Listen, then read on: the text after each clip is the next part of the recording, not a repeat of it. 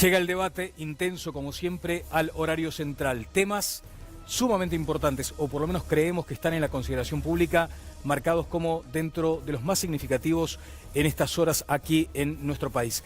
Pero vayamos más allá de las fronteras y hay que señalar esta cuarta victoria de Angela Merkel, opacada por este ascenso, lo planteo como pregunta, inesperado, de la extrema derecha. Lo cierto es que hay un ascenso de la extrema derecha al Parlamento, representada por Alternativa para Alemania, que ya tiene además disputas internas. A las pocas horas de conocido el resultado ya había un lío enorme, ya lo vamos a conocer en detalle ahora en los próximos minutos. Ahora, ¿cuál es el desafío para Merkel? Conformar gobierno estable en la primera economía europea.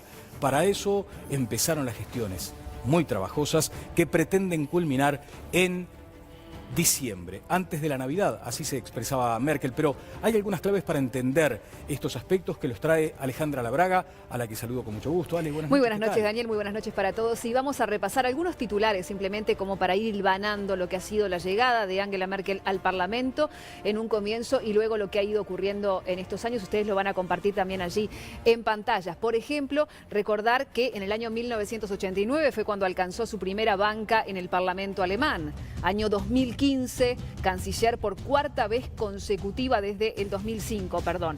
Su partido ganó las elecciones generales con un 33% de los votos, uno de los peores resultados de la época. Y se encuentra ahora con un parlamento complicado, como lo decía Daniel, en el que tendrá que lidiar con el sector ultraderechista, Alternativa para Alemania. Y algo que hablábamos con Daniel también antes de comenzar el programa y que no hay que dejar de lado, es el ingreso de tantos miles y miles de inmigrantes, un tema que afecta, obviamente, está afectando a Europa por el funcionamiento interno, por mucha resistencia, y que Alemania ha sido una de las protagonistas, ¿no? Sí, hace un par de años permitió el ingreso de más de 1 millón de inmigrantes. Allí puede entenderse, de acuerdo a algunos analistas, parte del resultado de esta elección. ¿Por qué decíamos que es una negociación compleja? Porque son 4 partidos los que se van a sentar a la mesa de negociación con plataformas diferentes. Escuché por este oído que los invitados para otro tema estaban opinando de este asunto también. Quiere decir que en cualquier momento los voy a convocar, pero paso a saludar con mucho gusto al resto del panel. Oscar Andrade, buenas noches, ¿qué tal? ¿Qué tal? Buenas noches, Daniel. ¿Sobre esto, Oscar? Esperable, porque hay una situación, sí, de reiteración real, digámosle. O sea, en buena parte de Europa, pasó en Grecia, sector de ultraderecha, pasó en Francia, sector de ultraderecha vinculado. En el caso de Alemania es todavía más duro, ¿no? O sea, bueno, claro. Alemania la cuna, en la que también no surge por casualidad. Hay que ver el Pacto Locarno en la década del 20, que en general reorganiza y financia lo que fue después el impulso del nazismo, que después amenazó con tragarse Europa y el mundo. Yo hay 3, 4 datos de crisis que reclaman una salida civilizatoria. Lo planteamos el programa pasado, yo traje de vuelta los datos de la OIT con respecto al trabajo. 375 millones de trabajadores cobran menos de $1.25 por día. 870 millones cobran entre $1.25 y 200 millones de desempleados. Un año de crecimiento económico como el año anterior que sumó 38 millones de hambrientos en el mundo. O sea, la guerra contra el hambre retrocedió 7 años en uno. Lo que había costado 7 años avanzar en la guerra contra el hambre, en un año se volvió a datos de 7 años hacia atrás. O sea, hay niveles de concentración de la riqueza a escala planetaria que son intolerables, ambientalmente intolerables desde el punto de vista civilizatorio. Bien, periodista como las de antes, con sus anotaciones en la libretita de Augusto. Como las de antes. Mónica Botero allí ha tratado de plasmar algunas de las ideas sobre este asunto. Mónica. Sí. Buenas noches a todos.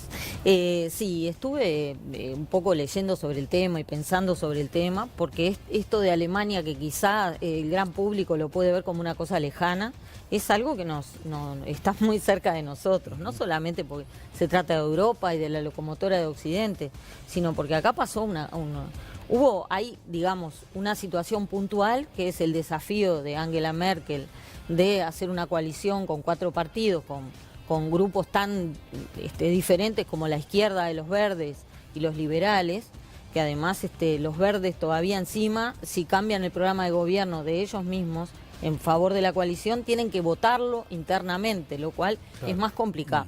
De todas maneras, dicen a Angela Merkel, leí un analista del País de Madrid, un italiano, que dice que ella desafía la ley de la gravedad política. Gracias a Dios en este momento, porque creo que todo Occidente la necesita, y ella ha sorteado otras situaciones. Esta vez perdió 1 millón de votos en favor de los ultranacionalistas, pero en sus otros periodos no ganó nunca por grandes márgenes.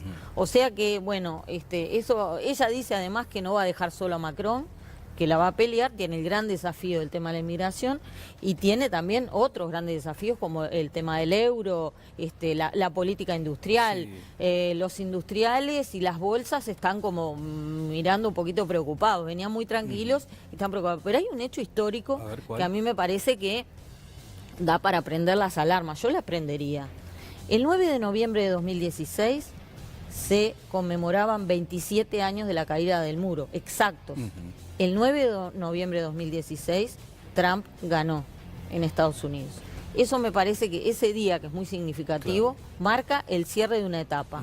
El de aquellas democracias plenas, que eran 9 cuando pasa la caída del muro, y después pasaron, 69, y pasaron a ser más de 120 cuando hasta el 2010 más o menos, después fue cambiando, pero hoy ese avance que se está mostrando con ese millón de votos de los ultranacionalistas no es un fenómeno de Alemania, es un fenómeno que a partir de la era Trump tuvo un mojón, pero que siguió May, el Brexit, bueno, que es casi lo mismo, el avance de lo que decía Oscar y otros más. Yo tengo una discrepancia con él y es que creo que esto es un empuje de la clase media. Estos son los indignados que están votando enojados porque han perdido privilegios. Bien, podemos considerar ese punto. Conrado. Bueno. Angela Merkel es una de las grandes dirigentes de este siglo, otra de las mujeres que admiro, aprecio y reúne las características de la mujer en política. Es una gran dirigente, es una gran científica. La señora Thatcher era química, esta señora es física. Habla del fantástico rol de las ciencias exactas en la política contemporánea y triunfa por 4ª vez, hazaña nunca emulada ni alcanzada por ninguno de los grandes políticos alemanes que a lo largo de los 70 años posteriores a la caída de Berlín y la toma por las tropas aliadas de la ciudad de Berlín y la partición de esa república tuvo hasta hoy. Los grandes que todos admiramos como Konrad Adenauer o Ludwig Erhard, nunca ni cerca, ni tampoco Willy Brandt, ni tampoco Schröder, ni ninguno. La señora Merkel les pasó el trapo a todos.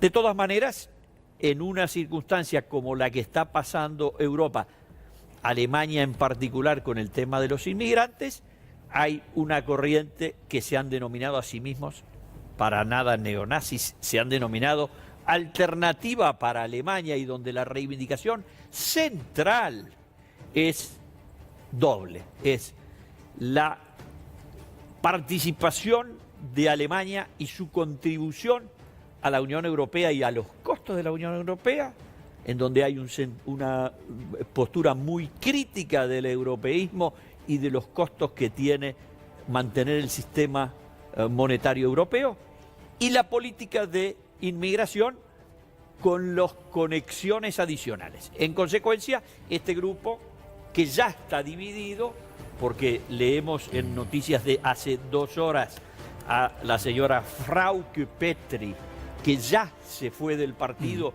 y ya anunció la formación de un grupo parlamentario, de modo que, digamos, es otro fenómeno más como Marine Le Pen y tantos otros que simplemente tienen su espacio en la política contemporánea. No hubo pudor por parte de algunos de sus principales dirigentes en reivindicar las acciones de los militares que lucían la esvástica. O sea, hubo una proclamación Eso es otra cosa, no es la una postura del proclamación partido. explícita de las acciones que en su momento tuvieron los soldados nazis. Voy a ir con ustedes, antes me gustaría integrar a 3 calificados observadores de la política nacional y también internacional. Bueno, hay quienes se han dedicado además a estudiar todas estas cuestiones. Pablo Mieres, ¿qué tal? Buenas noches, ¿cómo le va? Encantado, un gusto estar por acá. Pablo Abdala, ¿qué tal? ¿Cómo anda? Un gusto, Daniel. Y Daoiz Muchas Uriarte gracias. también está con nosotros, nos acompaña una vez más. Pablo, Gracias. los primeros comentarios sobre esto que señalaba el panel. Bueno, yo creo que lo primero es señalar el éxito de Merkel, que es un éxito de la democracia y de una concepción política que en estos últimos años ha sido fundamental. Alemania se ha convertido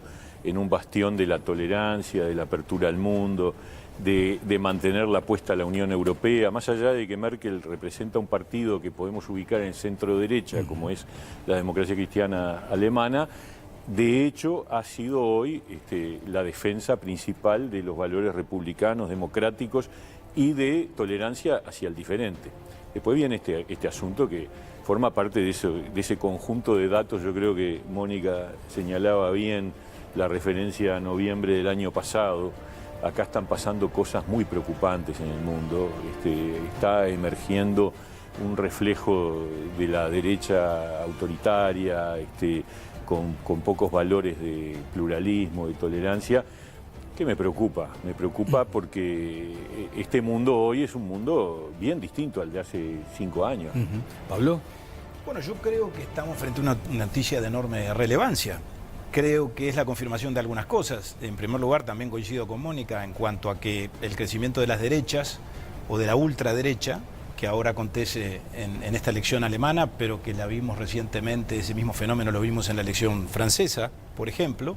Bueno, a mi juicio obedece, sin duda, a un fenómeno que no es ni estrictamente alemán o francés, ni estrictamente europeo. Yo diría que es de carácter universal, que es el descreimiento, la ajenidad que la gente siente por la política clásica, por el sistema de partidos tradicional, y busca muchas veces determinados escapes, que son, por cierto, peligrosos, atajos que pueden resultar peligrosos, pero que en definitiva demuestran un estado de insatisfacción y de disgusto de segmentos importantes de la población.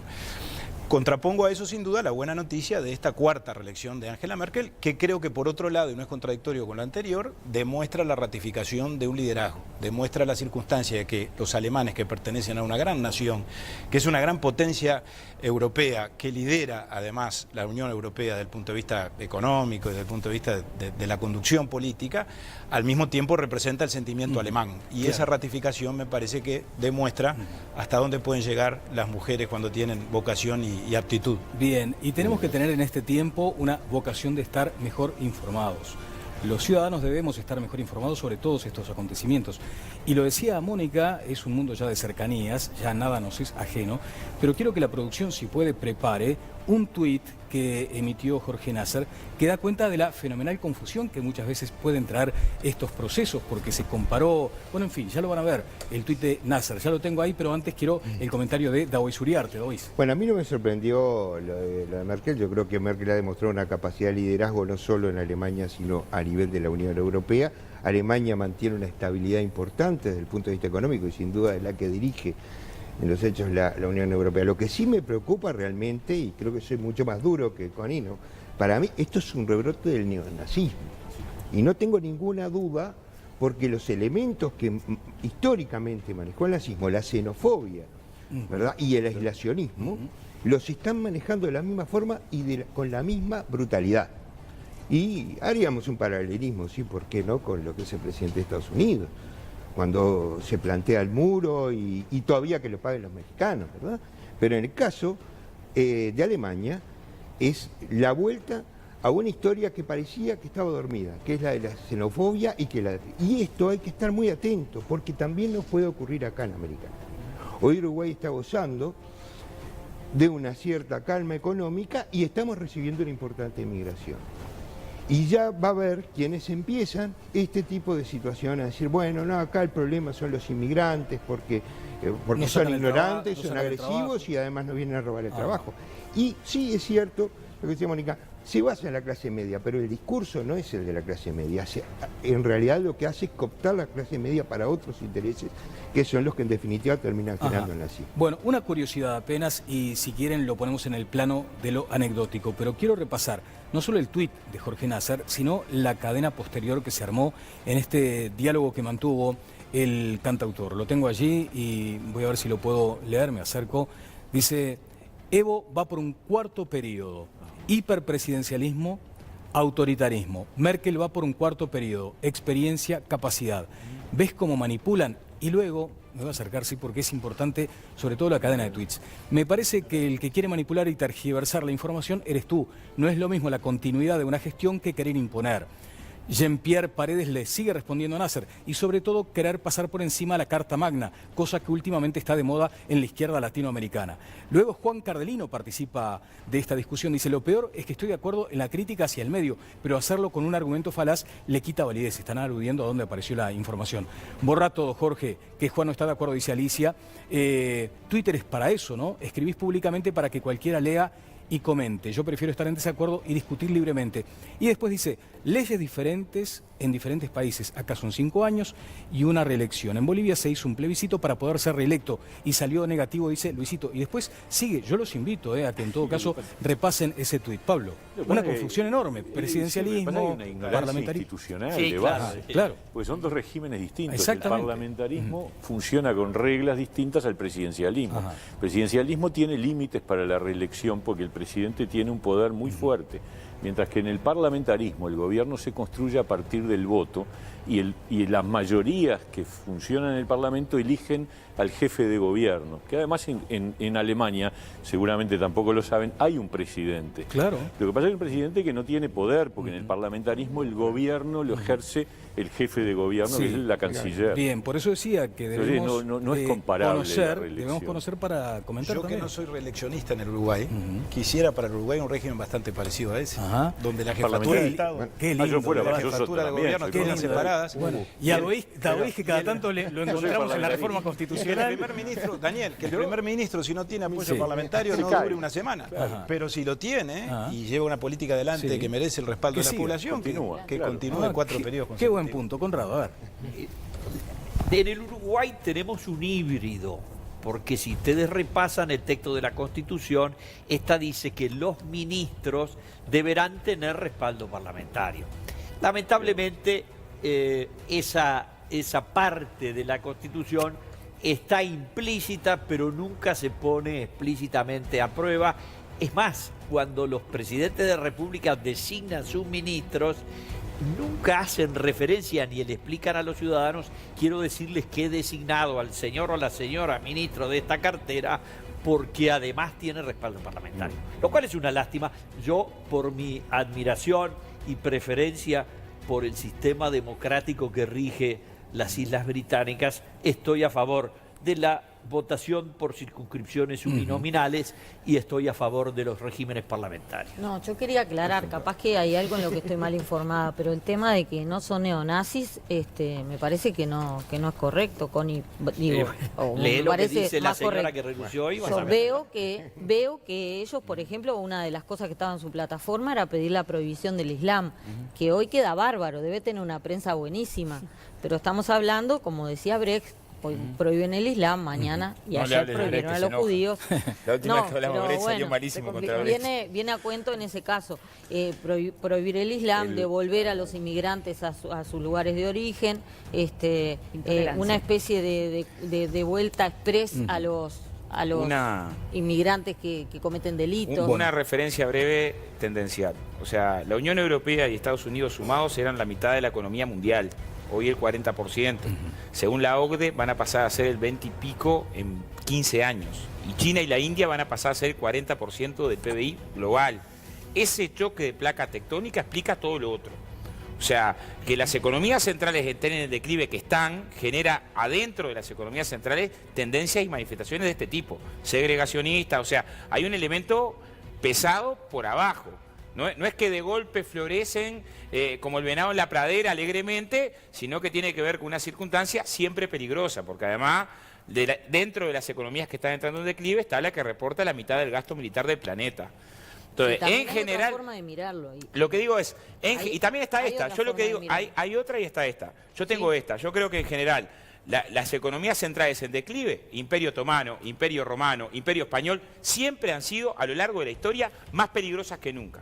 más peligrosas que nunca. La retirada francesa de Argelia, o sea, miremos los imperialismos a lo largo de la historia y su momento de declive es el momento más peligroso. Bien, muchas gracias por estos comentarios que nos permiten ilustrarnos, pero además convoco una vez más a que nos informemos mejor para comprender estos fenómenos que, como lo decían aquí nuestros invitados, están a la vuelta de la esquina eventualmente. En el Estado, vamos a venir ahora a nuestro país. Y además les prometo para más adelante, ya están allí las 3 miradas femeninas sobre el sindicalismo. Del mismo modo que hubo 3 políticas vinculadas al tema la mujer en política, hay 3 mujeres vinculadas al movimiento sindical que tienen mucho para decir. Eso vendrá más adelante aquí en Todas las Voces. Lo que me pregunto es, en el actual estado de situación en el que estamos en el país, ¿es posible que haya dificultades para aprobar la derogación del abuso de funciones? Pues bien, parece que sí. Y hoy hubo un dato relevante del propio Frente Amplio, que es la fuerza en el gobierno. A veces surgen algunas frases que llaman a la reflexión, como la de Tabaré Vázquez, por ejemplo. Aquí está. El problema que tiene esa ley es que es inespecífica, muy abarcativa y no configura un delito preciso. Por tanto, en esa bolsa puede caber desde un estornudo mal hecho hasta lo que se pueda pensar. Yo creo que es una ley que necesita ajustes. Ahora, si es el momento oportuno o no, bueno, eso se discutirá en el Parlamento y las distintas fuerzas políticas son las que tienen que opinar. En cuanto al momento, no es el Ejecutivo el que debe opinar. Simplemente a título personal digo que creo que es una ley que hay que ajustar, especificar y que hay que lograrlo a través de un acuerdo multipartidario, ¿verdad? Que todos los partidos políticos nos pongamos de acuerdo cuáles son las modificaciones que hay que llevar adelante. Esto es lo que decía el presidente de la República luego del Consejo de Ministros en Rocha. Ahora, ¿qué opina la gente? Por lo menos tenemos una encuesta que es la de Opción Consultores. Una amplísima mayoría considera que hay que derogar esta figura delictiva. Vamos a ver si tenemos la encuesta allí. Que no hay que derogar. 70%. Allí, Ale, ¿tenés 70% dice que no, 14% dice que sí, 16% sin opinión. Exacto. Hay un amplísimo margen de población que no quiere derogar el abuso de funciones. Ya voy a estar con los invitados. Antes, si me permiten, este primer informe que detalla algunos de los aspectos que estarán en discusión. El sistema político se encamina a derogar el delito de abuso de funciones, en casos no previstos especialmente por la ley. El delito contempla un enorme umbral de conductas por las que desde el retorno de la democracia han sido procesados decenas de funcionarios públicos. Los casos más recientes, que generaron una amplia repercusión pública, involucraron al exministro de Economía, Fernando Lorenzo, y al presidente del Banco República, Fernando Caloya, por actos vinculados a la subasta de los aviones de Pluna. Pero la figura también alcanzó al exdirector de aduanas, Víctor Licidini, o el exintendente Walter Zimmer. El delito se aplica ante el funcionario público que, con abuso de su cargo, cometiere u ordenare cualquier acto arbitrario en perjuicio de la administración o de los particulares. Tiene una pena de 3 meses de prisión a 3 años de penitenciaría, inhabilitación especial de 2 a 4 años y una multa de 10 a 3.000 unidades reajustables. Quienes están a favor de la derogación consideran que la conducta prevista no es un delito y que, por ser reprobable desde el punto de vista social, moral o ético, debe dirimirse en el ámbito administrativo. Quienes rechazan la derogación consideran que la oportunidad constituye una mala señal hacia la población en momentos en que está en tela de juicio la ética política. Al comienzo de este informe se señalaba que el sistema político se encaminaba a derogar. Y sin embargo parece que hay novedades en ese sentido. El Frente Amplio por lo menos pospone esta decisión, Daoiz. Bueno, en realidad dentro del Frente Amplio tenemos una discusión, yo particularmente, además estoy totalmente de acuerdo con lo que dijo Tabaré Vázquez. O sea, entiendo que lo mejor sería una modificación. Vamos a entendernos. El 90% de la doctrina penal o más, y esto creo que lo compartimos todos, entiende que este delito viola todas las garantías constitucionales y que debe ser inexistente. De hecho, ya lo dice, cualquier acto arbitrario. Es decir, en la forma que está expreso, cualquier cosa puede ser un acto arbitrario. Y vamos a entendernos, lo que dice muy claramente la doctrina penal es, el sistema penal está para una cosa, y después hay medidas administrativas. Si alguien comete un error o hace un acto arbitrario, tiene sanciones administrativas, pero no necesariamente. Hay que recordar de dónde surge esto.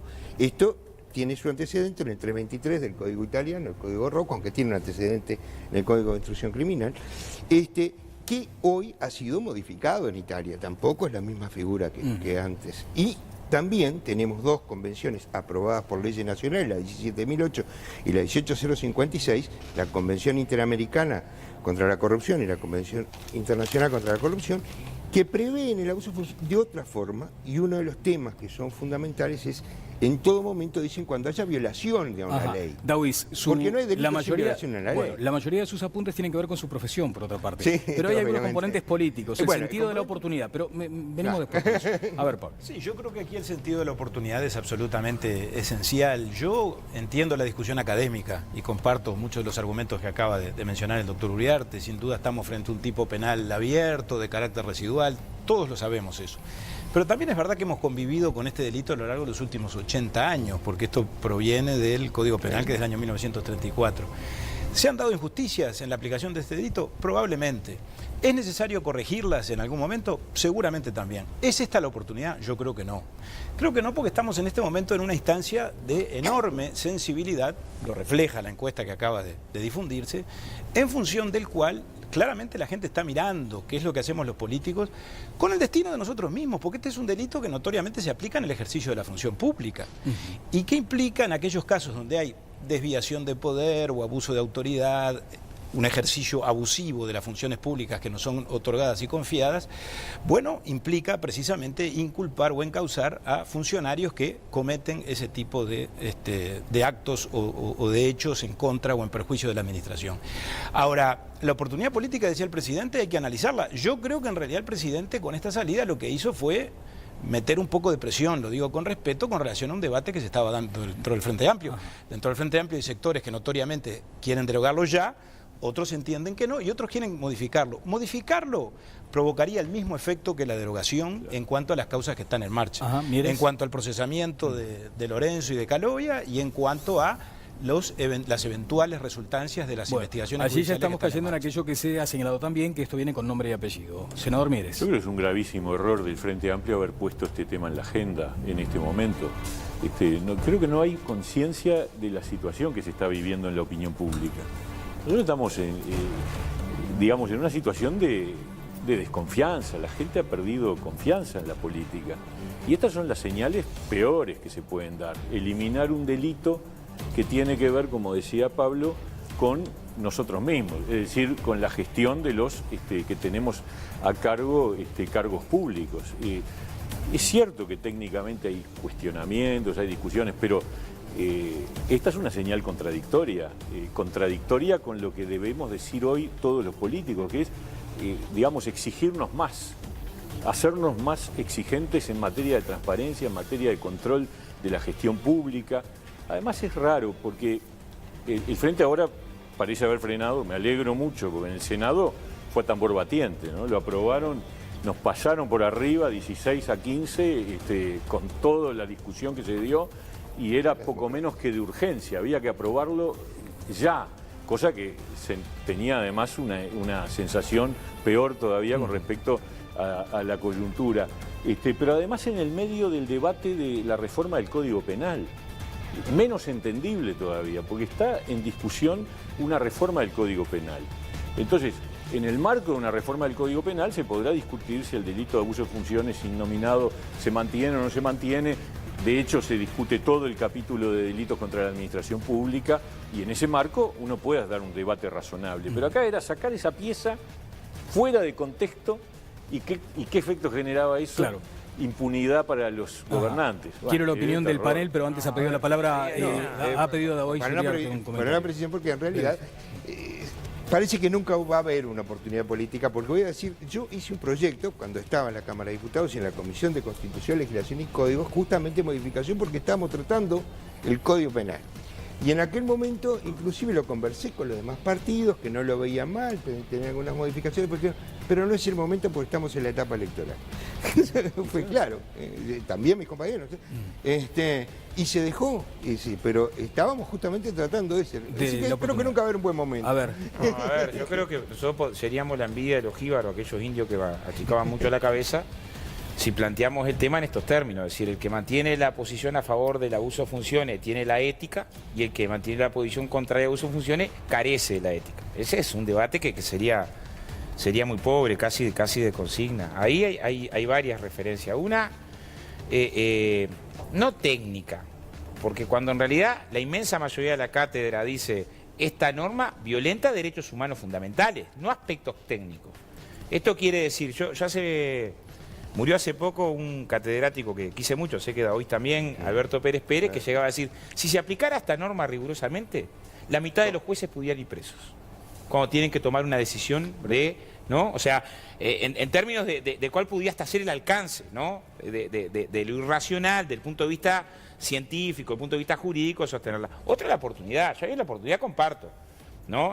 La oportunidad sería mucho más hija de un consenso político que de mayorías o minorías. Ahí tenés un elemento en el que creo que Tabaré señala bien. Si este es un componente que tiene este carácter, habría que trabajarlo. Y será dentro de un año, dentro de 3, dentro de 5, pero no pensando... Yo hay cosas que me alegro en términos de señales, ¿no? Porque algunas de las cosas que hoy están siendo tapa de diario, hace 10, 15, 20 años no eran tapa de diario. Algunas de las cosas, en términos de la cotidiana, ¿no? De la gestión cotidiana, de la gestión menuda, antes no eran tapa de diario y antes no asombraban a nadie. Entonces eso implica un valor, ¿no? Que hay que cuidar, que hay que sostener.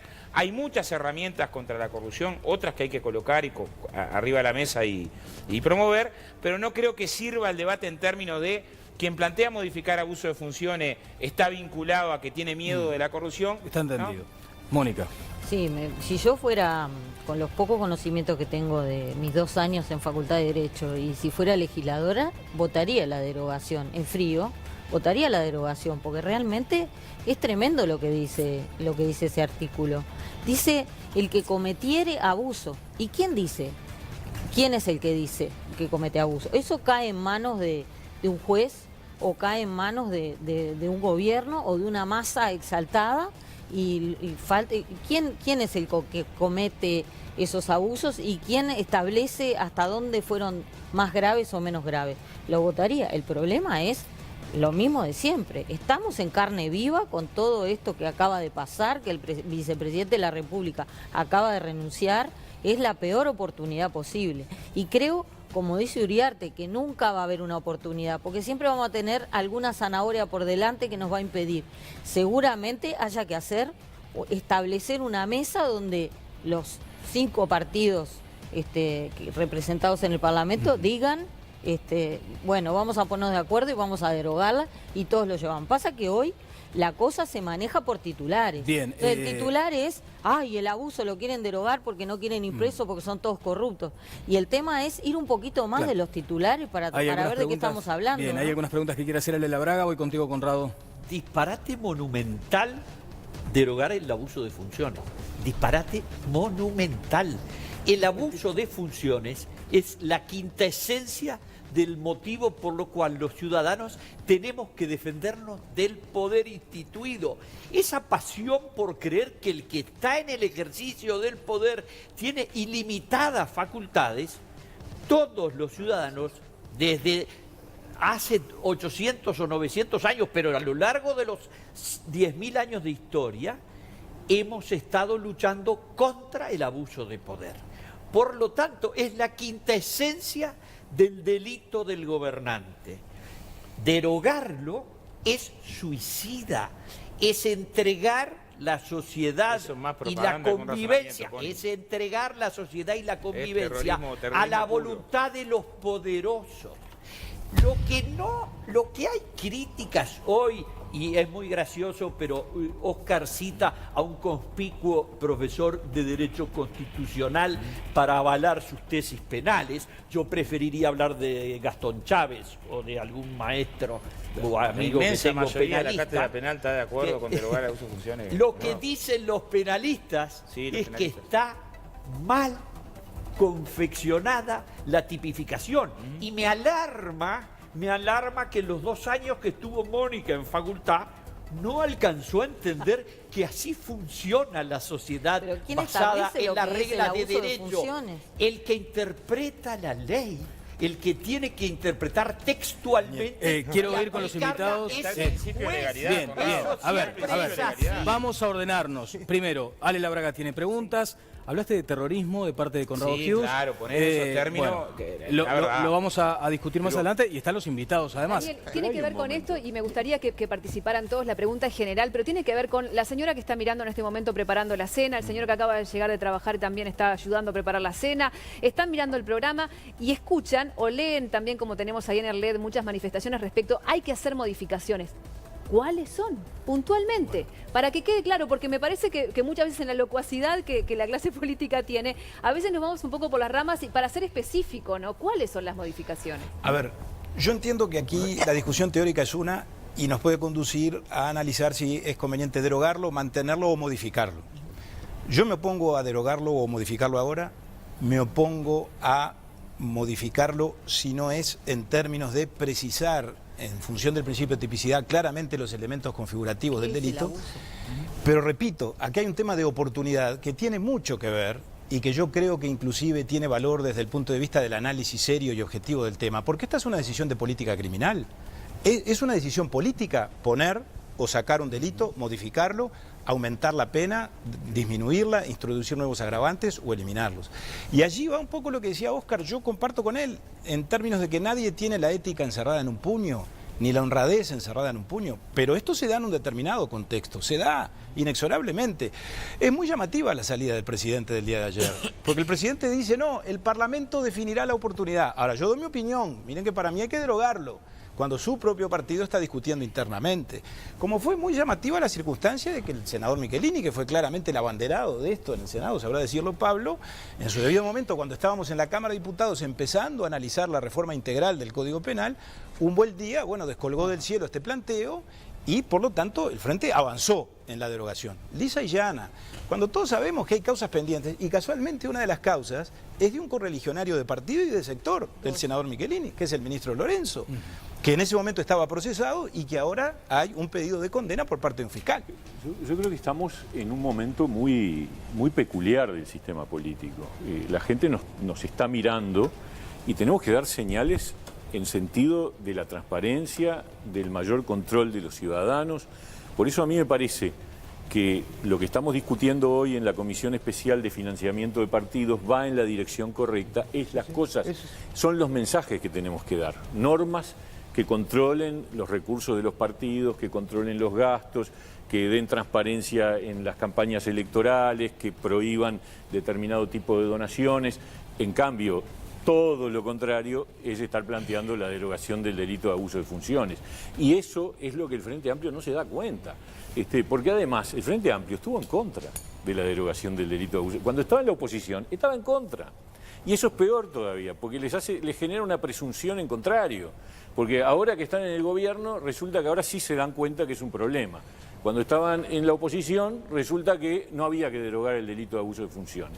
Yo creo que la oportunidad es una, cuando se reforma el Código Penal.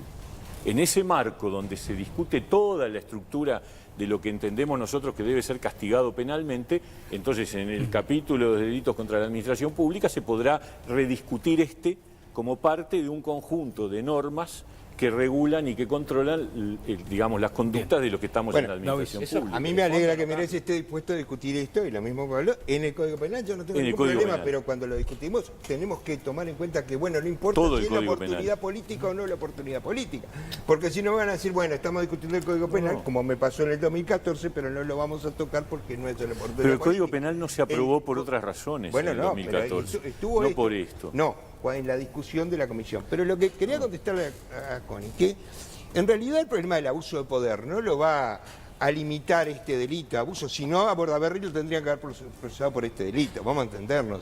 El poder es otra cosa. Acá estamos hablando de un abuso de funciones, que es un delito que no está definido. Ahora, para controlar la administración pública es mucho más fácil y mucho más transparente este tipo de normas como la que están planteando con respecto al control de las elecciones y de toda la etapa electoral y la financiación de los partidos. Pero normas para castigar el abuso, es decir, el exceso o el peculado o la conjunción de interés público, ya hay. Sí, David, o sea, pero en realidad este tipo de fórmulas abiertas. Ahora, Yo en realidad soy partidario de la modificación, porque hay un tema que está acá, perdóname, que me parece que es crucial, y es cualquier acto arbitrario. Y no, los delitos tienen que estar expresamente por ley. Entonces, el abuso de funciones tiene que violentar una ley, porque de lo contrario violamos el principio de legalidad de los delitos. Solo una acotación. Yo no me afilio al criterio de que el abuso de funciones está de más.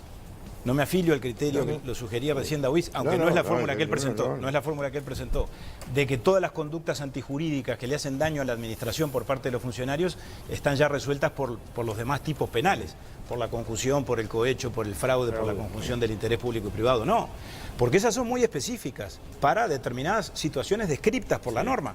Ahora, que haya una norma de carácter más residual, aunque con determinadas garantías en términos de cómo y cuándo se configura el delito, yo creo que es absolutamente necesario. Hemos visto hechos de corrupción, si se quiere, o actos indebidos, como se dice ahora, o inapropiados, que se han ventilado ampliamente en los medios de comunicación durante todo este tiempo, que no necesariamente encuadran en alguno de los otros tipos penales del capítulo de delitos contra la administración pública. Y ahí es donde yo creo que el abuso de funciones, o un abuso de funciones, o una fórmula jurídica similar, el enriquecimiento ilícito, no lo sé, debiera existir. Claro, pero lo que está diciendo Pablo ahí es de ir a formas precisas, ¿no? O sea, parece claro que en el derecho penal tenés que ir a formas más precisas posibles. En todo caso, ese es el debate.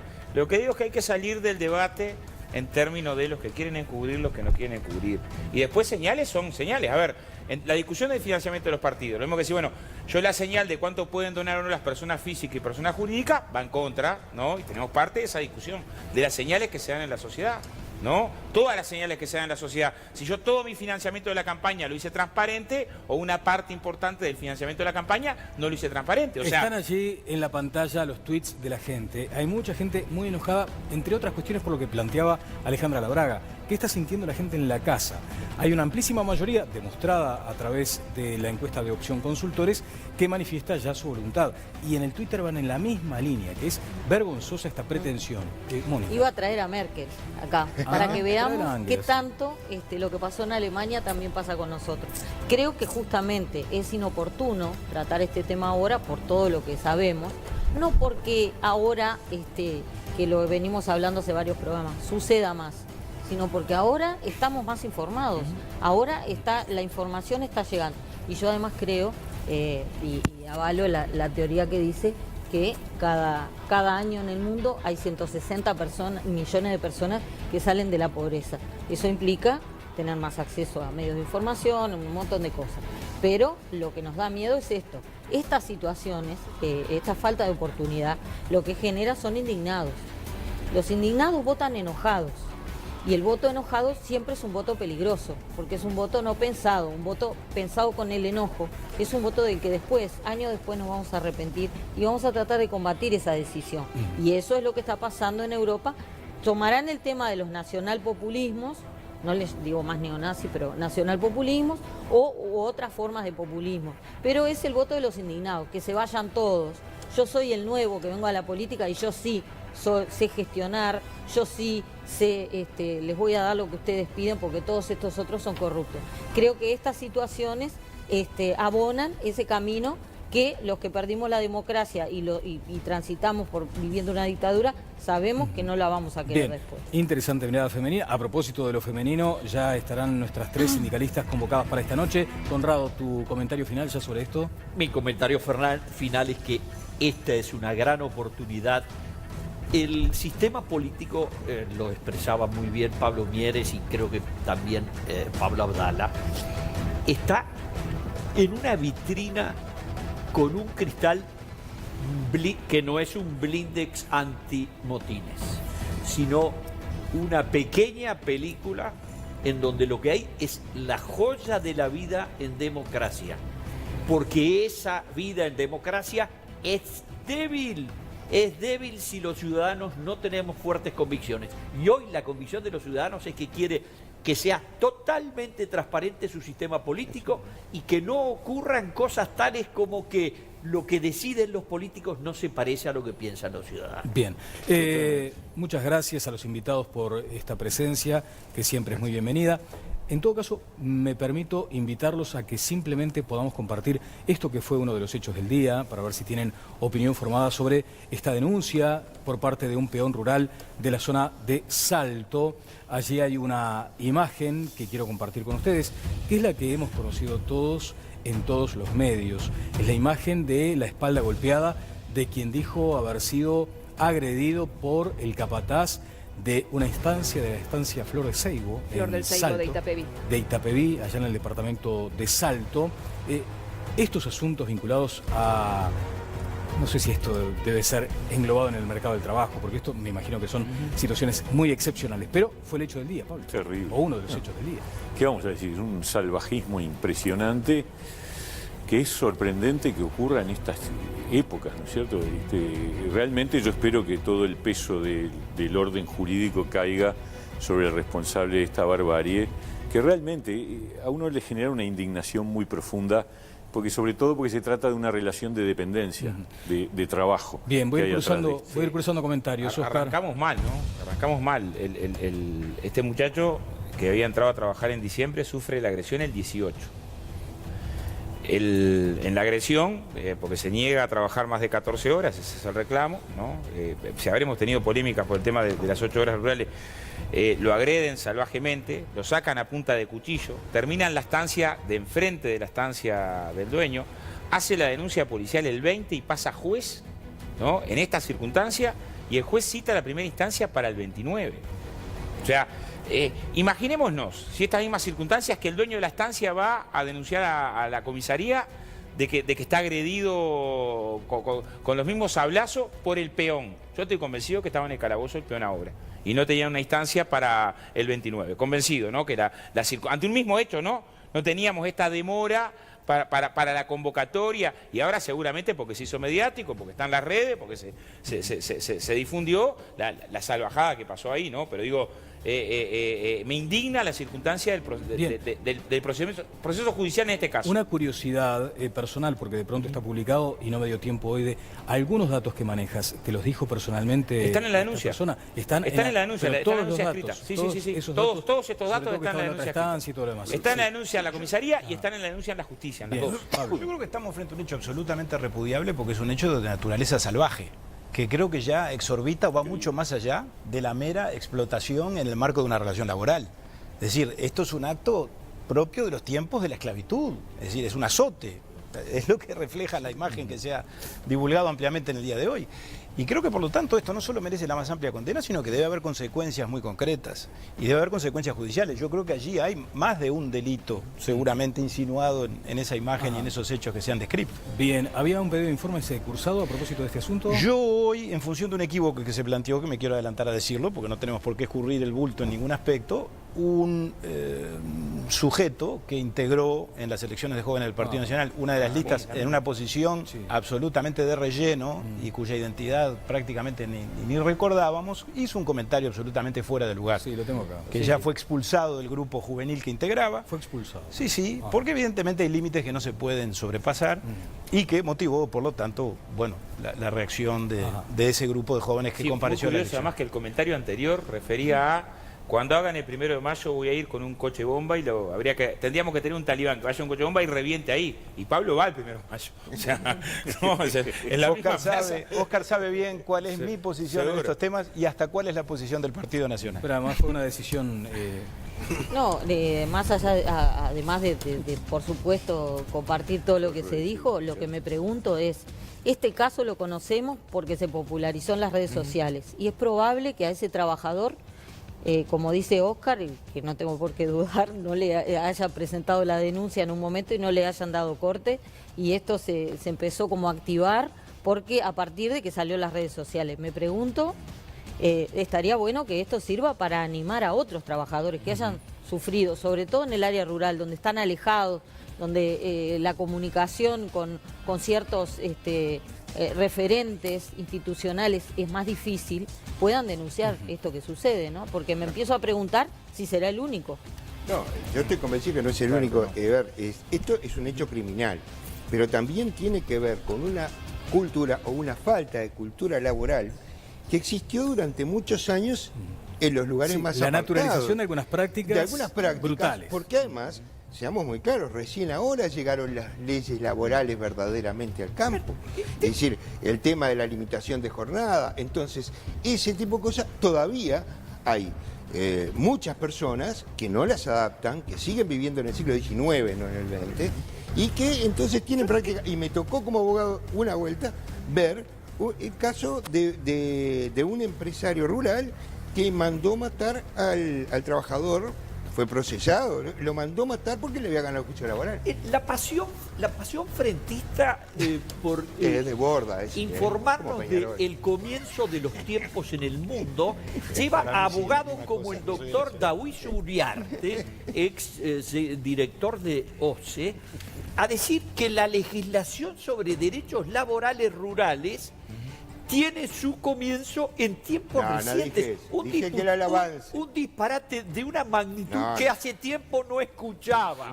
Y me voy a permitir leer la ley 10.809, que se llama Estatuto para el Trabajador Rural. Se establece con normas de la retribución de servicios, instalación, vivienda, salario, retribución. Y lo firma, y le voy a decir la fecha, porque el presidente de la Cámara, el señor Juan F. Guichón, presidente, el 16 de octubre del 46, y fue firmado por el presidente, un gran jurista, el maestro Juan José de Amézaga, con la firma del ministro Gustavo Gallinal, Juan José Carvajal Victorica, Francisco Forteza y Héctor Alvarecina, todos pertenecientes a otro partido. Esto tiene 70 años. Claro, a lo que está hablando Daoíz, creo yo, es lo más reciente, Connie, que tiene que ver con la ley del año 2008, la ley 18.441, pero eso no es la ley de los derechos de los trabajadores rurales. Que restringió, sí, las jornadas laborales a 8 horas, validándose el cobro de horas extras si se cumplen más de 8 horas, algo que desde el sector rural es muy importante.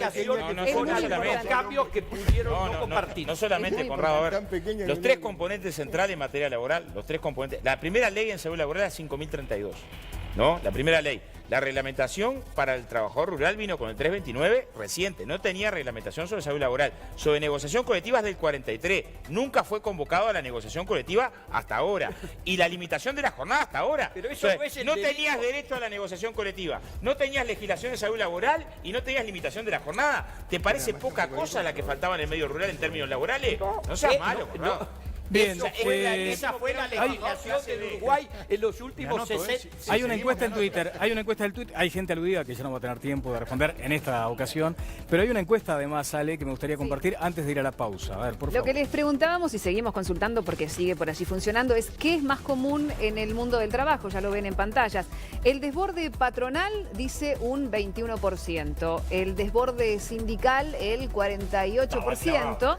Ambos el 26%, si no veo mal, y no sabe, no contesta el 4%. Sigue abierta la encuesta a través de @todas-las-voces4. El sondeo que hicimos, estaba clavado. Siempre lo digo, el desborde sindical es obvio, mayoritario. Sí. Oscar Yamal, es horrible. Pero además hay datos empíricos de eso. No, y hay un dato interesante que incorporó Miguel Mansi. Un dato no, simplemente un comentario decía, bueno, ni una cosa ni la otra. Esto queremos pensar que es excepcional, que desbordes de estas características son excepcionales. Y en el medio rural pasa mucho. Pasa mucho. En el medio rural pasa mucho que tengas trabajadores chupando tóxicos. Bueno, Pablo lo sabe porque hemos llevado otros temas a los consejos sabios. Nosotros llevamos trabajadores de las avícolas, también a Dala estaba, que la denuncia que hacían era nos muerden las ratas mientras trabajamos. Esa era la denuncia. Y no hace 500 años. O sea, a ver, en general, muchas de esas circunstancias... Y eran alimentadas por el dueño. Muchas de esas circunstancias laborales que son complejas y que existen, por más que a Conrado le parece que no, pero él fue director de los Citrus y sabe la condición de trabajo de los Citrus y que cobraban 2 o 3 meses tarde la cosecha. No, señor, de ninguna manera. De ninguna manera. De ninguna manera. Tenemos tiempo, podemos traer actas acá y demostrar lo que estamos diciendo. Tráigame un acta, tráigame un acta, tráigame un acta. Esas condiciones laborales de los trabajadores rurales, de la forestación, ¿prendieron fuego un campamento sindical del Arroyo este año o no nos dimos cuenta? No digo que todos los trabajadores tengan esa condición, pero tampoco son tan excepcionales como para encontrar que este es el único caso en la historia del Uruguay, ¿no? Bueno, ¿puedo hablar o no? No, nos tenemos que ir. Queda picante el debate, queda picante. Y además vamos a hablar del mundo del trabajo con 3 miradas calificadas femeninas. Eso luego de la pausa y del consejo de Ale Labraga. Exactamente, porque quiero contarles a ustedes que hay ofertas de locos en Paganini Rossi, así que atención a las cosas que les vamos a contar. A veces no nos damos cuenta de lo importante que es apoyar la espalda diariamente sobre un colchón firme, consistente, compacto, que mantenga derecha la columna vertebral. Así que regálale a tu hijo un colchón con todas las letras y a un precio de locos. Colchón de alta densidad, garantía 2 años, una plaza 3.490, 2 plazas 4.990, de regalo un acolchado o un cubre colchón capitoneado. Respaldo con posabrazos para la cama a 1.290 pesos. Tarjetas hasta 10 pagos sin recargo, envíos a todo el país, pedidos por WhatsApp al 094-503-278, Paganini Rossi, innovando desde 1880. Gracias, Ale. Una noticia de última hora y que además es una señal importante, consideramos, respecto a este que fue otro de los asuntos de estas horas.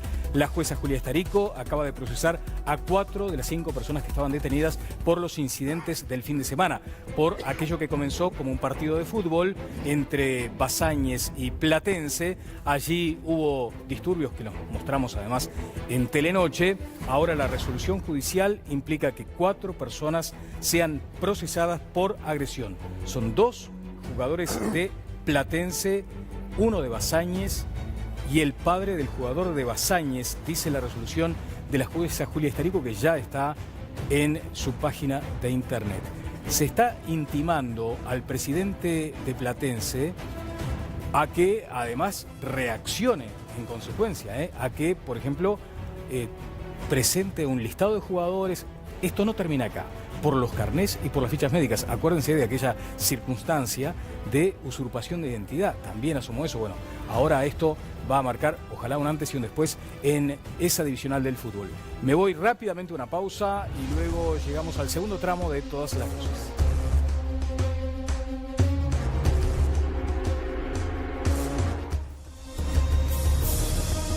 Atención, porque tenemos una muy buena noticia para compartir contigo, porque llegó la primavera y Montecable tiene una promo ideal para dejar a todos contentos en casa. Fútbol uruguayo, los partidos de la Celeste y de las mejores ligas del mundo en alta definición. Además, tenés acceso a los contenidos Click and Play, la plataforma exclusiva de Montecable para ver cuando quieras a través de tu Deco. Y eso no es todo, Con esta promo te llevas 12 meses de Más Living América. ¿Te lo vas a perder?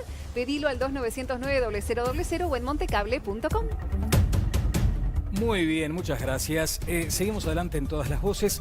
En el programa anterior manifestamos el interés de conocer la mirada femenina, si es que existe una mirada femenina para la política. Coincidieron las invitadas en que efectivamente hay una forma de ver las cosas con mirada femenina, y después está aquello de la sensibilidad femenina aplicada a la política. Pues bien, hoy más o menos en esa línea vamos a transitar por el mundo laboral y por el plano sindical, recibiendo a Valeria Ripoll, que es la secretaria general de ADEOM. Valeria, buenas noches, ¿qué tal? Buenas noches, ¿qué tal? Está con nosotros también Rosalba Hunter, es la presidenta del Sindicato de Médica Uruguaya, pero además consejera central de la FUS, de la Federación Uruguaya de la Salud. Rosalba, buenas noches, ¿qué tal? Muchas gracias. Y está también con nosotros Patricia Rodríguez, presidenta de CIPOM, uno de los gremios de funcionarios policiales. Patricia, buenas noches, ¿qué tal?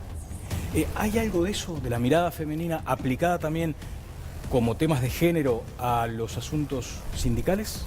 Y yo creo que como mujeres tenemos mirada femenina en la vida, en cada ámbito que ocupamos, como el hombre puede tener una mirada masculina. No significa que tengamos miradas diametralmente opuestas por ser hombres o mujeres, pero sí, evidentemente la condición de hombre o mujer hace que veas las cosas de una manera particular. Rosalba, en ámbitos tradicionalmente con mucha presencia de hombres, en algunos casos, por ejemplo. En el de la salud tal vez no sea tan así. La salud tiene un 75% de mujeres. Está conducida mayoritariamente por hombres, pero yo quisiera puntualizar... A ver, pero ese detalle, qué importante, ¿no? Por supuesto que 75% de mujeres integran el cuerpo del gremio. Conducida mayoritariamente, mayoritariamente por hombres. Yo quisiera matizar, porque con respecto al tema de la mirada femenina. Yo tengo una mirada en tanto representante y militante sindical. No tengo una mirada diferente, de hecho tengo discrepancias algunas compañeras y acuerdos con compañeras y discrepancias. ¿Y dónde estriba la discrepancia, por ejemplo? ¿En eso de que se tiene una...? No, las discrepancias son de conducción, las discrepancias pueden ser ideológicas, las discrepancias son de miradas, las discrepancias son de programas, las discrepancias son las discrepancias que se tienen al interior del movimiento sindical. Por eso quería matizar, porque lo de la mirada femenina, en tanto mujer, hay mujeres, me atrevería a decir, quizás es un poquito polémico, ¿no? Pero me atrevo a decir que hay mujeres que tienen una mirada más masculina que femenina. Entonces, yo no sé si eso de la mirada femenina es correcto lindo y asunto, no estigmatiza de alguna forma. Lindo ¿no? asunto. Mónica ya está pidiendo la palabra. Antes quiero con Patricia Rodríguez los primeros comentarios, Patricia, sobre este asunto. Bueno, igual son miradas que van cambiando y el hecho de que yo sea presidenta de un sindicato policial, ahí creo que, sí es un claro ejemplo que en realidad... Predominan hombres, pero la dirigencia femenina. Exacto, pero en cierta manera coincido con la compañera de que tampoco tengo una mirada muy distinta. Tengo una mirada de militante como la tiene otro compañero y estamos a la par. En realidad, sí, lo que falta, es obvio, es dar la oportunidad. Tenemos una militancia diferente porque acompasamos familia, hijos, militancia, y es un poco más complicado, pero somos un claro ejemplo de que se puede. Cuando estuvieron las mujeres políticas, decían que muchas veces las reuniones estaban determinadas en clave masculina. No sé si ustedes han padecido también de esa circunstancia. Mónica. Bueno, evidentemente estoy de acuerdo con Valeria, ¿no?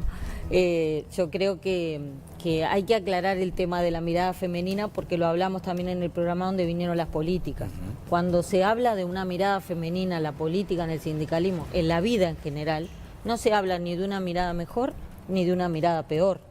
Ni se habla de una mirada, ni de una mirada, que es lo que estoy segura que quisiste decir, ni se habla de una mirada homogénea, ni más sensible en el sentido clásico del término, sino que diferente, porque solo el hecho de que por los roles atribuidos, que algunos tratamos de cambiar, pero todavía es lo general, el hecho de tener que pensar en la cena todos los días, mientras estás en una asamblea, eso ya te cambió la mirada.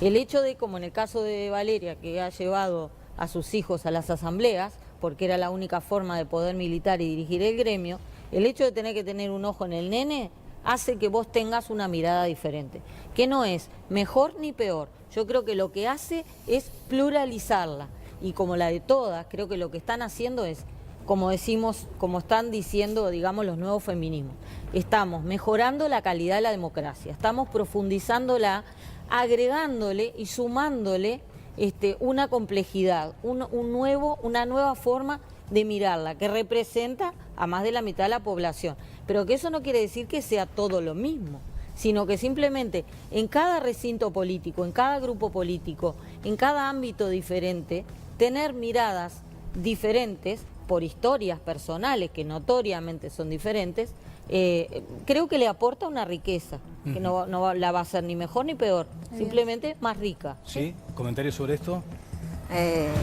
Claro. Creo que quizás es una cuestión terminológica, ¿no? Quizás la palabra no sea la mirada, la situación es diferente, es evidente.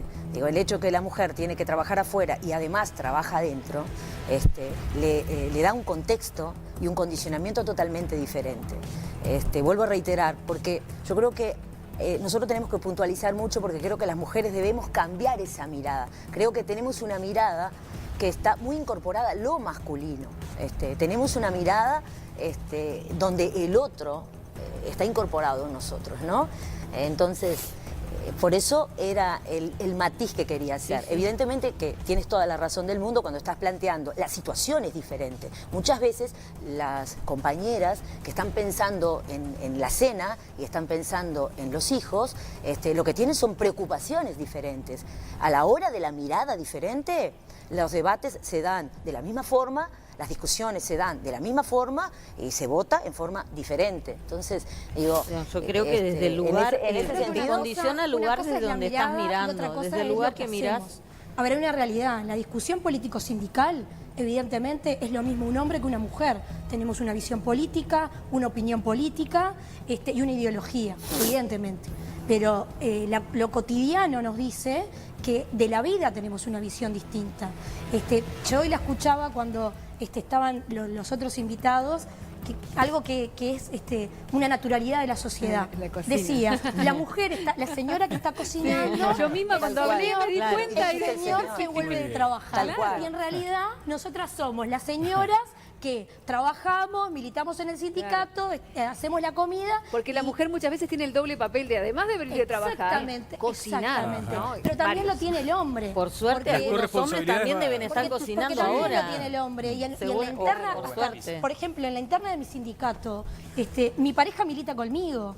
Y el chiste recurrente es, ya pensaste, cocinás todos los días, ¿no? Ya pensaste que... Entonces, hasta en eso está incorporado. La mirada de, como ella decía, es real. Yo a mis hijos los involucro en cada ámbito de mi vida, los llevo a los actos del PIT-CNT, los llevo a las asambleas, los llevo en el sindicato, ellos es como su casa, porque en realidad lo que quiero es que compartan y que vean qué es lo que hago, y muchas veces sos criticada por eso. Mirá dónde trae a los hijos. Y lo masculino forma parte de masculino también es verdad. Ale. Esos niños están creciendo con el ejemplo de que una mujer perfectamente puede tomar el rol que sea en la vida, ¿no? Sí. Y esto lo traigo a colación porque el otro día cuando teníamos a las mujeres políticas por acá, había quedado justo en el último bloque, estábamos hablando de ese tema, que muchas veces las mujeres a la hora de educar a los niños, a los varones y a las nenas, también desde la mujer parte después ese camino de las nenas para acá y los nenes para allá, ¿no? Entonces también hacer la autocrítica a nosotras como educadoras. ¿Qué opina la gente en la calle? Quiero saber. Y además quiero hacer una pregunta con mucho respeto.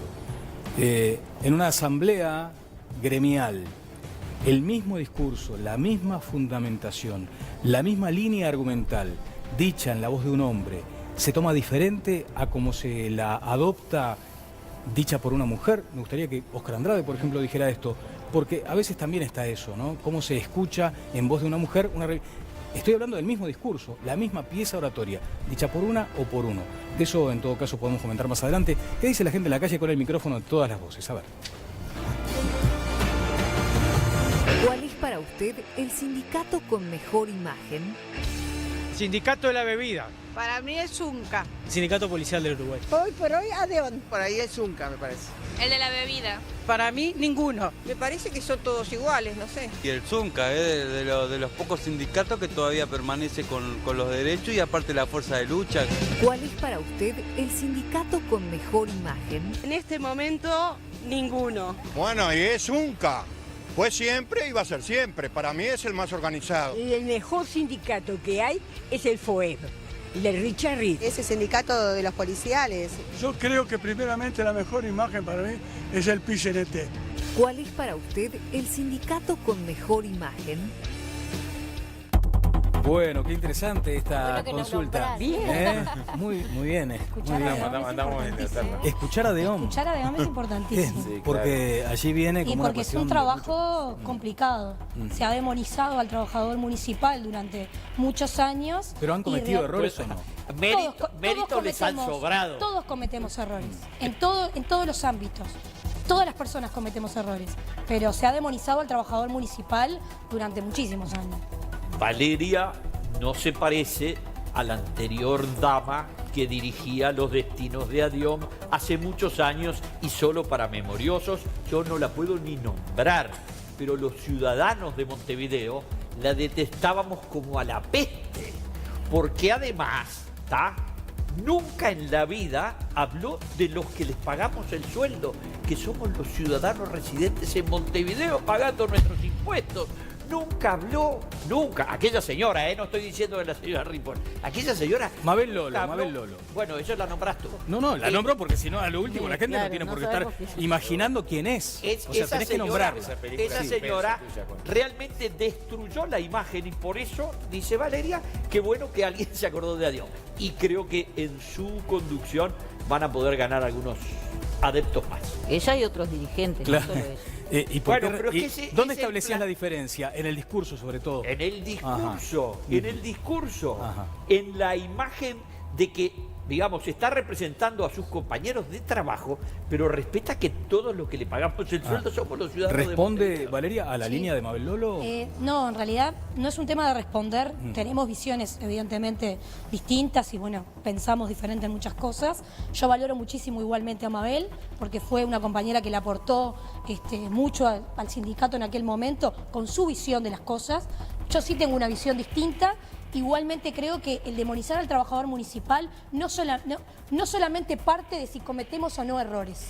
El trabajador estatal en sí, o sea, el trabajador del Estado, el trabajador municipal, hay una imagen y algo que se generó en la sociedad que no es una realidad. Y la mayoría de las veces, que eso es lo que creo que el objetivo que tenemos nosotros hoy, es explicarle a la población de Montevideo, primero, que nosotros también somos población de Montevideo, nosotros también vivimos en la ciudad, a nosotros también nos afectan las situaciones, las medidas que tomamos evidentemente y los problemas que tiene la ciudad de Montevideo. Pero creo que lo que quizás nos ha faltado es claridad para explicarle al vecino de Montevideo que todo, en realidad, toda medida que nosotros tomamos redunda en mejorar el servicio que le prestamos. Entonces, es una realidad. Nosotros buscamos, evidentemente, mejorar las condiciones laborales de todos los compañeros municipales. Pero muchísimos de los temas y de los planteos que mejoran las condiciones de los trabajadores son para brindar mejores servicios. Y eso está directamente relacionado. Escuchando a ella, nosotros tenemos somos nuevos, ¿no?, dentro de lo que es el movimiento sindical. Se podría decir hasta en Latinoamérica que un sindicato policial se ha podido sindicalizar. Lo que tenemos, por ejemplo, al revés de lo que decía la compañera, nosotros sin tomar muchas medidas, porque en realidad lo que tenemos es lo más preciado que quiere la gente, que es justamente la seguridad pública. Hemos hecho un gran trabajo, y lo tenemos que decir así, el hecho de que la gente reconozca hoy en día el sindicato policial y lo nombre como uno de los sindicatos, para nosotros es uno de los más queridos, porque lo hacen sentir así en la calle y sentimos el apoyo todos los días de la ciudadanía, y eso no es menor. Y data también de que nosotros hicimos una empatía con la gente y supimos transmitir las carencias que tienen los funcionarios policiales, que obviamente que son muchas, y que también muchísimos años de habernos no tratado como trabajadores. Para nosotros es todo un logro lo que se ha hecho en los medios de comunicación, y bueno, y tuve la suerte y la dicha de que mis compañeros me hayan un poco elegido para transmitir ese mensaje, y que lo haya hecho una mujer en este caso, me parece que fue muy fructífero, porque fue de otro rol, porque uno capaz que nombra al sindicato policial y espera ver otro rostro, otra actitud, y creo que nos sumó muchísimo. Oscar.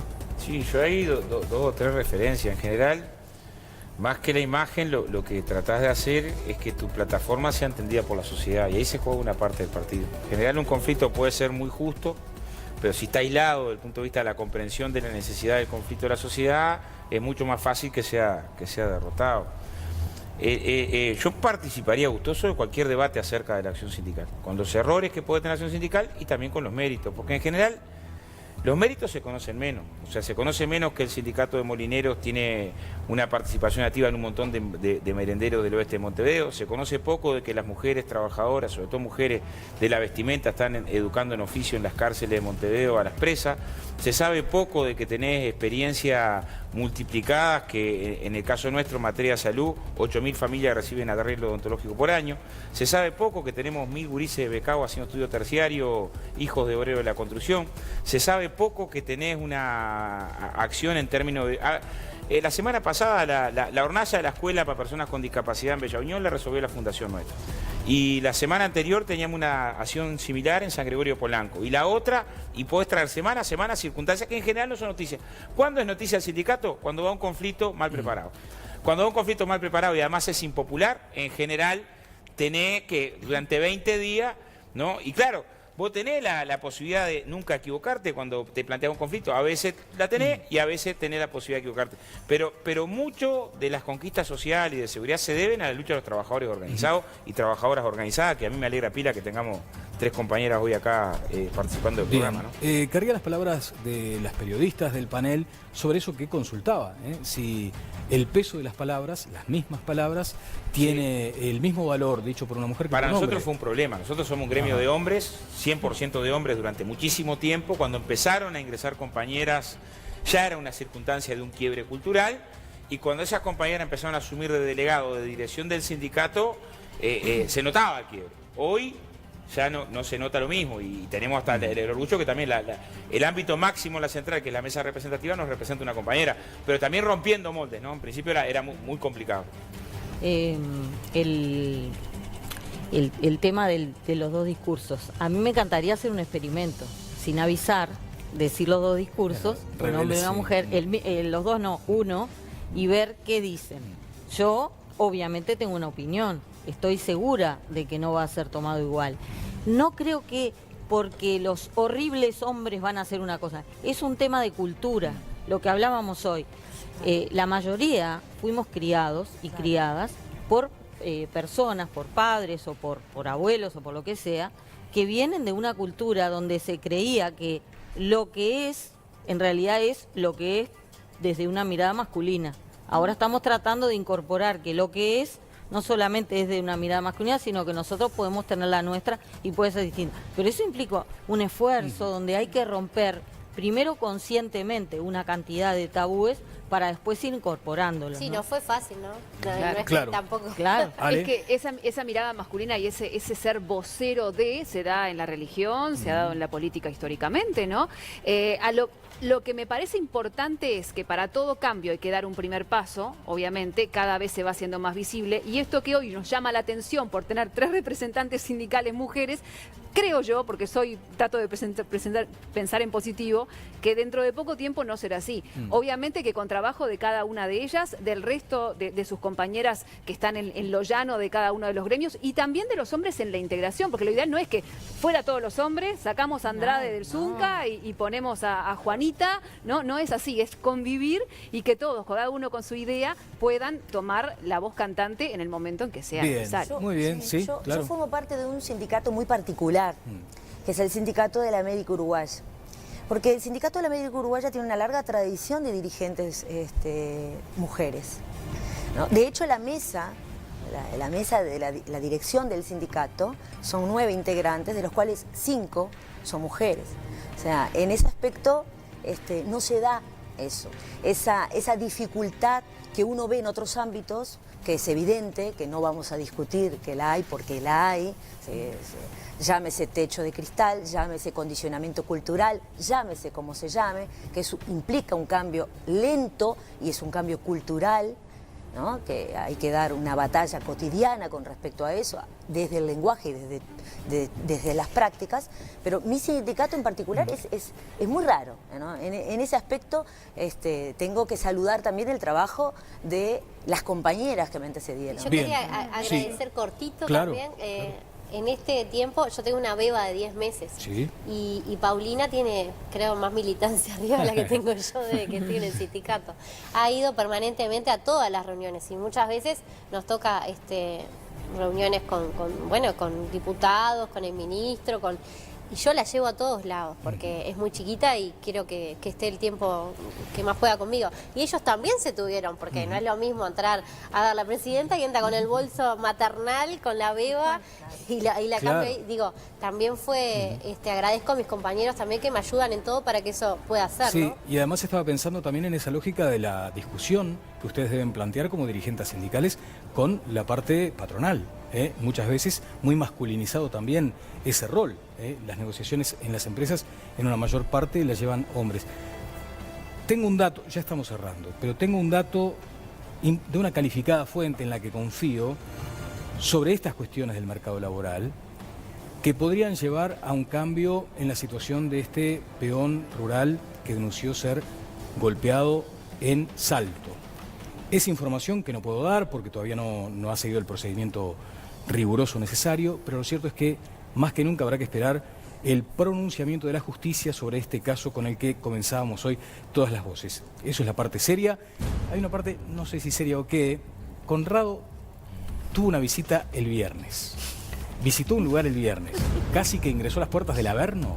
¿Podemos decirlo en esos términos? No, Quiero a ver si la dirección tiene este video del señor Conrado Hughes. Un ratito voy a esperar, ¿sí? ¿Está pronto? A ver, veamos esto. Y con audio, ¿Dónde me dijo Oscar que era el... Sacá, bienvenido, Conrado, bienvenido. Pase. Con permiso.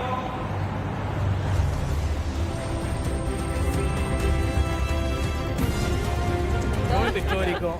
Aplausos porque se... campaña de afiliación 2018. Bravo.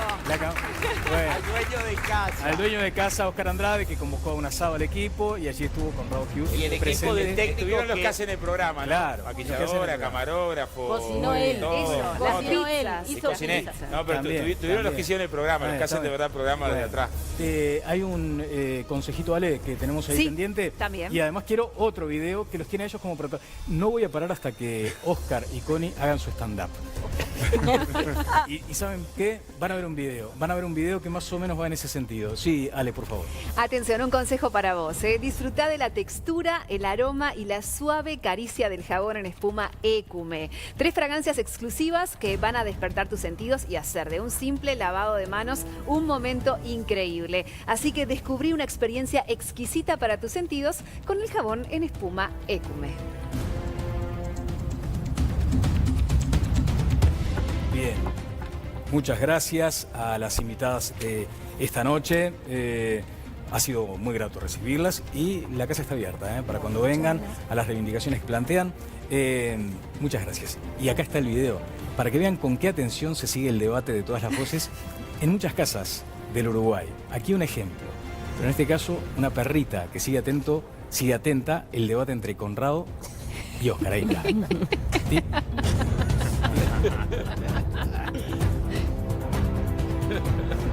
Todas las voces. Buen apunte de Nico Núñez. No sabemos si la misma atención la tiene o la generamos entre los seres humanos. A los perritos les llegamos bastante. Que pasen muy bien. Nos vamos a reencontrar el próximo jueves 20:30.